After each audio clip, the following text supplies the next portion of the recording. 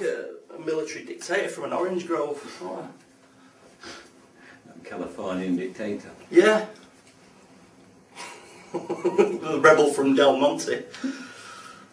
I'm not actually the rebel from DELMONTE. I'm Betty Bob. This is actually the first day of my tour. It's been a bit quiet at the moment. My last tour was a little bit more lively. I knew 3 years in the DELMONTE province. Didn't even see one jar of mayonnaise. And before that, I was over in Iraq. Me and the lads found an underground bunker full of lawnmowers. And we think it was Saddam's weapons of grass reduction, but we were told, you know, keep it stum. The government, you know, what the secrets and lies. I've got no time for them anyway. I mean, in fact, I was in the polling office the other day. Had my shirt up, and I was creosoting my six-pack. And a woman came over. Excuse me, you went to vote? I went, no, I'm abstaining. So she obviously thought there was something a bit wrong and called the doctors in. They said I had post-traumatic stress disorder, PTSD they call it. But he said I could upgrade to HD for £5 a month. So I said to the doctor anyway, like, I think it's my tablets that are holding me back, doc. Turned out my coat was actually caught on his filing cabinet. So I pulled myself clear and I banged his table, and his milk fell on the floor and smashed. And he's like, 7 years bad luck. And he sat me down and told me I had 3 months to live. Couldn't believe it.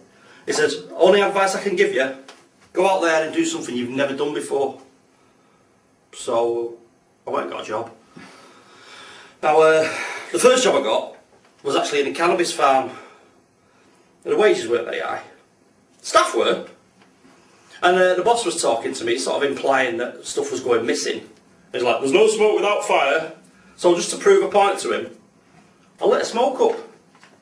And he fired me. So my next job, I got as an attendant at a playground. But I had to quit that because my career was on the slide. Then after that, I ended up working in an old folks home, which was a pretty cushy number really. I was sat around drinking tea all day, just chilling really. Well, they wouldn't put the heating on, would they? And it was really nice. One of the girls I worked with, she just had twins, Siamese twins actually. And so all the old days are there knitting and made them some lovely W-neck sweaters. Which, you know, we had to knock it on the head unfortunately because all the old days were sharing needles. Now, the reason I went in that old folks home was because that's where my granddad used to be. What was it he had? They said he was a claustrophobic, agoraphobic. You couldn't take him anywhere.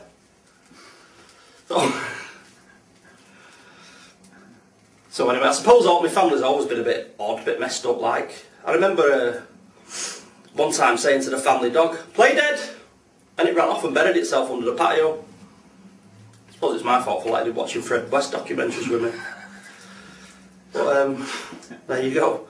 I've got my own little lad now anyway, and it's well, I had a bit of a Kodak moment the other day, I suppose you'd call it. Yeah, he took his first steps.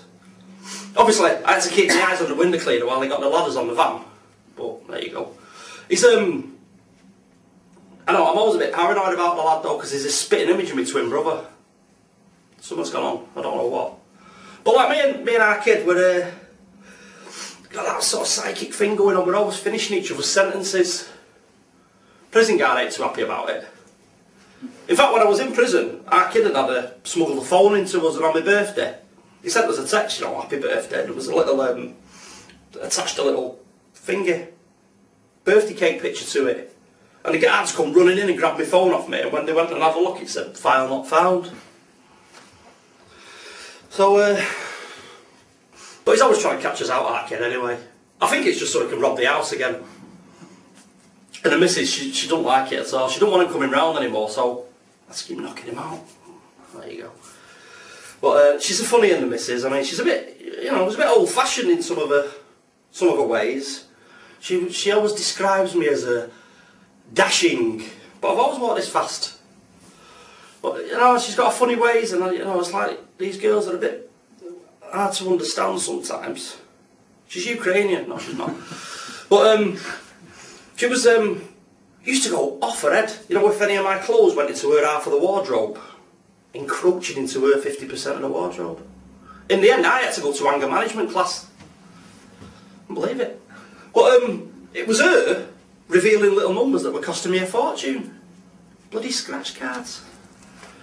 So, yeah, I remember one time, the baby was just, well, a baby, and she passed him to me, said, would you like to wind him for me? So I went, yeah, not a problem. Bang! She went absolutely mental, like, you know, I call a spade a spade. Samuel L. Jackson's not too happy about it. So, yeah, I don't know, things started going a bit sour about her, you know what I mean? I'd just been myself, and she was like flicking through holiday brochures one time, we were going to go away, and she said, oh, what would you say to a little cruise? I said, I don't know, something like, can I have your autograph please, Tom? So she's like, right, you, screw you mate. She's going off on her own with her mates, with the girls, to Sugarloaf, chlamydia capital of the world. And I thought, I just fancy cans, me. So took a suitcase full of special brew down to south of France. And that's where I met this amazing, classy, cultured girl. Air stewardess called Cheryl. Something about her, I tell you. Strutting up and down the aisle on a plane, doing pheasant impressions. I thought, she's game. And, you know, I won't go into it anymore, but I know why they call it EasyJet now. But I come back home and, you know, everything calmed down a bit, but eventually the missus found out about me and Cheryl. She comes in, launches me Sunday dinner at me. Broccoli and peas and carrots and other food flying at my head, and all I could think of was, God, it was an in-flight meal that caused all this trouble in the first place. So, that was like the beginning of the end, really. And the last time we actually was both together was 1st of April. And I heard her pretending to fall down the cellar stairs. So, thought nothing of it. Sat there for 4 days. I thought any minute she's going to come out and go, April Fool! Turned out she wasn't pretending. But after that she became a bit more touchy-feely. Doctor said it's probably a sign that she might be coming out of a coma. So, I mean, she's still in hospital. You know, she's 24-hour care. She's on drips and pipes and... I don't mean platinum. She's, you know, she'll probably be in hospital for life, so... I suppose technically that makes me a free man. So I've started partying again. I mean, you know, not full on, I've got a bit of respect. I'm just fancy dress. So I went to this fancy dress competition just to sort of ease myself into it, and I thought, I'll go as something. I'm going to win a prize. And I went as like a jelly and sponge dessert. And I didn't come back, I come back third. I was a trifle disappointed. So the next month I thought, I'm going to go as a fish. That'll surprise them all. Came third again. I was gutted. The last time I went as an alarm clock. Big mistake. There was this guy who just spent all night trying to wind me up. So it was doing me head in. I had to go home. I just wanted a nice hot chocolate, calm me down. So went and got me cocoa powder. And I opened the carton and looked inside, and there's like wigwams and a little fire in the middle and tents and wagons and everything. How long's that been in there? I looked on the side for the sell-by date, and just a warning saying contents may settle over time. Unbelievable. Now what's the world coming to? An abrupt end, apparently. So that was it. That moment I had an epiphany, whatever that is. Well, there was that chips, so I just had an epiphany. But now I'm sat there with chocolate powder all over my face, and I realised my reason to be. I was going to make a time machine, and I was going to build one and go forward into the future, obviously, to the day after the apocalypse. You know, just to see what it was all about. But I've not got a phone box like Doctor Who. I'll take my mobile anyway. I've got a shower cubicle, so I thought, there we go, that's what I'm using. I thought I use the taps as the dials and everything. And like, you know, set them to whatever date it was, day after the apocalypse, just after 8 in the morning, so the immersion had kicked in and that. And then bang, off I went. Now I can't really tell you what happened next. Well, I suppose I'll have to, otherwise you won't know. But All I can tell you is that I went through about 3 wormholes, 4 bars of soap, then bang! There, just landed in the future.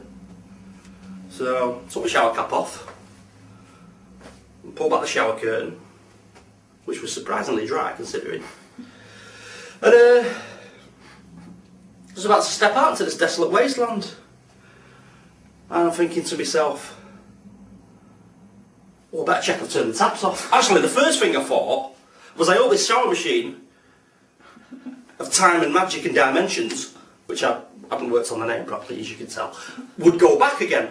So, yeah, I walked out and there I was, in the future. It was horrible. There was fire everywhere and devastation and yeah, it was that scary. It was like fire. Some other big lumps of brimstone, I presume. I don't know. Fire and brimstone seem to go together.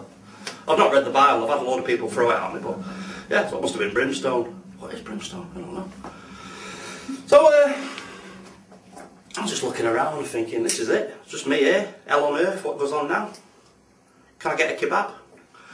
And I just see this little cockroach on the floor, on its back, legs in the air. Right. Peered a bit closer. Had a t-shirt on. I don't know if it's technically still a t-shirt when it's got 8 legs through the armholes. Or is it arms through the leg holes? I don't know.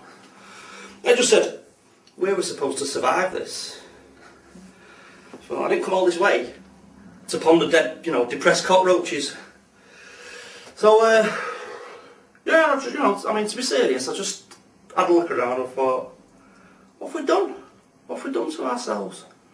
We've had this planet full of magic and beauty and art and wonder and sport and fantasy and music and all the sort of poncy stuff. And we've arrived at this point of devastation. We've done this to ourselves. And I felt a bit depressed really. And it's a little tear away. I wasn't crying, just, it was dusty and all that. I tell you, I wasn't crying at all. And I thought, I'm getting back in the time machine, I'm off. And just as I was about to turn, something came up from behind the brimstone, which was originally over there, but now it was over here. So, if it was brimstone, which I'm pretty sure it is, that's why nobody knows what brimstone is, because now you see it, now you don't. Anyway, it was there, and it was there.